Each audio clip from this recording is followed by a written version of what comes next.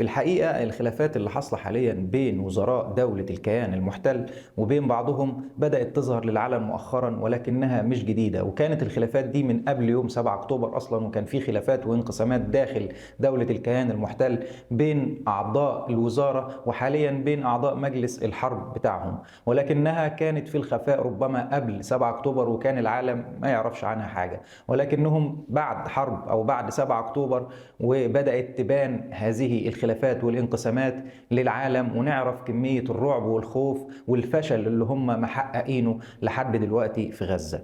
لكن اللي بيحصل حاليا وإن كان يدل على شيء مهم جدا، وهو على قرب نهاية دولة الكيان المحتل. خلاص دي بداية النهاية، أو زي ما قال المؤرخ الإسرائيلي إيلان بابي، قال إن هذه الدولة الصهيونية في طريقها للانهيار وإلى الانتهاء وإلى إزالتها أو عدم وجودها من العالم. لأن هو من وجهة نظره يعني بيقول إن كلما زاد الاستيطان كلما قربت نهاية هذا الكيان، وبيقول إنه ممكن ياخد من عقد ل2 ل3 عقود، يعني 20 أو 30 سنة أو 10 سنين، يعني على ما يكونوا خلاص قربوا إن هم يحتلوا كل حاجة ويستوطنوا ويستعمروا اكبر قدر ممكن، هتكون دي هي نهايتهم. وبيقول ان الموضوع ممكن يطول شويه، وهو بيتمنى وانا اتمنى الموضوع ما يطولش، وان شاء الله يكون اقل من 10 سنين. الخلافات اللي ظهرت للعالم دي بتدل على خوف ورعب واضطرابات كبيره، هم مش عارفين يعملوا ايه. وجايه في وقت زياره وزير الخارجيه الامريكي انتوني بلينكن للمنطقه وللشرق الاوسط. هو جاي مش عشان يوقف الحرب ولا عشان يعمل ايقاف لاطلاق النار ولا هدنه، ولكن هو جاي عشان يعرف ايه اليوم التالي للحرب، ايه الخطوه اللي اسرائيل بتخطط انها تعملها بعد ما كان الهدف بتاعهم هو القضاء على حماس، ويعني غزة ما بعد حماس.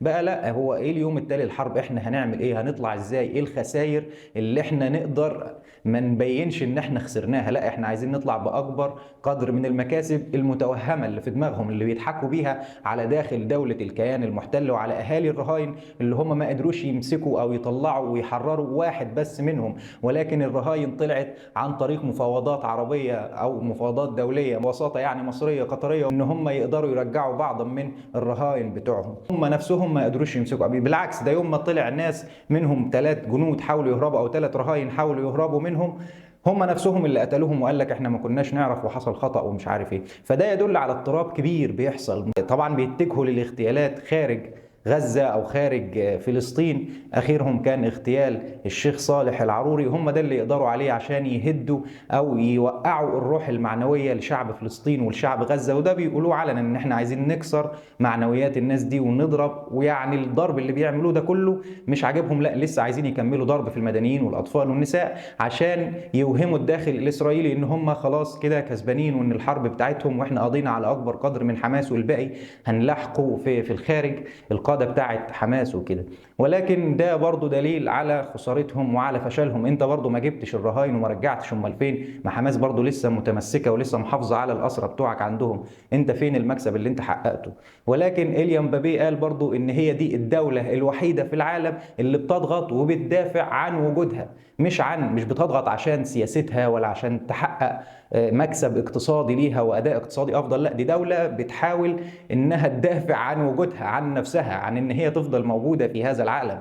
ودي حاجة مفارقة عجيبة جدا. يعني حتى في قطر في كأس العالم اللي أنا بشوفها أفضل نسخة لكأس العالم في قطر 2022، الصحف الإسرائيلية قالت إن دي المكسب أو الفائز الحقيقي اللي فاز في كأس العالم هو الشعب الفلسطيني، لأن علم فلسطين هو أكتر علم كان بيرفرف في المدرجات وفي كأس العالم في قطر. كان في صحفي هناك بيحاول يتكلم مع الناس، والناس كانت بترفض لما بتعرف إن هو تابع لصحيفة إسرائيلية. فكان لما يجي حد يكلمه يقول له لا مش هتكلم معاك، انا ما بتكلمش مع اسرائيل، انتوا دولة كيان محتل، انتوا. فراح قال له كلمة غريبة جدا وعجيبة جدا، قال له اسرائيل حاليا امر واقع. يعني ايه امر واقع؟ يعني انت لو واحد مثلا مصري فيجي يقول لي مصر كذا وكذا، اقول له لا دي مصر امر واقع، ما معروفه مصر دوله، وتونس دوله، والمغرب والعراق وفرنسا وليبيا، يعني دول العالم كلها امر واقع. ايه يعني؟ مفيش حاجه اسمها امر واقع، الدوله دوله. فهو كلمة أمر واقع بتنم على إن هم خايفين، هم عارفين إن هم مش دولة، وهم بيحاولوا يكسبوا ان يكسبوا كلمه ان هم دوله، عن طريق بقى الانتي سيميتيزم، معاداه الساميه والحاجات اللي بيعملوها دي، عشان يظلوا ان هم موجودين، بيحاولوا يضغطوا عشان يكملوا في الدوله دي. وحاليا هي بتفلت من ايديهم، والخلافات اللي هم بيعملوها ان لم يكن النصر يعني للمقاومه ان شاء الله، فهيكون النصر من خلال هزيمتهم لنفسهم، ويخربون بيوتهم بايديهم باذن الله، وما النصر الا صبر ساعه.